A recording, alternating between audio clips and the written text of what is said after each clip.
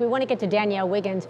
She's at Hopkins with a look at how the weather's impacting things there. So Danny, talk to us about potential delays and cancellations at this point. Well, Christy, you all last checked in with me 30 minutes ago, and in the last 30 minutes, we're still seeing multiple delays and cancellations right here on the board behind me. In fact, if my math is right, it's about 14 cancellations and 5 delays, and so travelers are being advised to pack your patience both in the skies and on the roads. A Northeast Ohio winter can slap you in the face. Here it's like snowy. Especially if you're from California, like sisters Mia and Alexsa Wilde. We were like driving and you have to drive super slow because it's so icy on the roads and everything. So it's like a lot more difficult. Yeah, so you actually have to like pay attention more. And that's where Matt Bruning from the Ohio Department of Transportation comes in. What is the recommendation for drivers throughout the state of Ohio? The big thing really for the rest of this week is to plan ahead. Make sure you're staying up to date on the forecast from creditable outlets like Channel 3.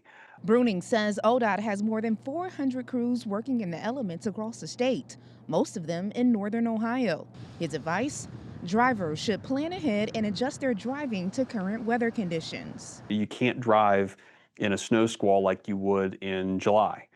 You're going to have to slow down. You're going to have to increase that following distance between you and vehicles in front of you. And when it comes to air travel, Cleveland Hopkins experienced multiple cancellations and delays on Monday. Officials at both Cleveland Hopkins and Akron Canton airports are urging travelers to check their flight status before heading out. It's really windy, so we're scared for the takeoff. And for these sisters who are now heading back to California by plane, the wild weather may be scary, but they remain optimistic. It should be okay, hopefully. Hopefully, yes, hopefully. Now, also, those strong winds are impacting power throughout the region.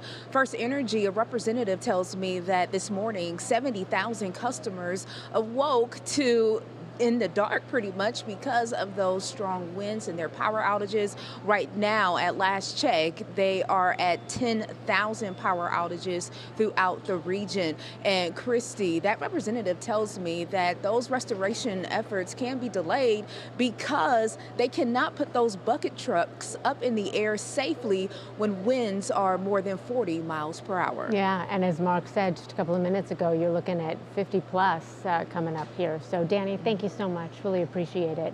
We also want to give you a heads up.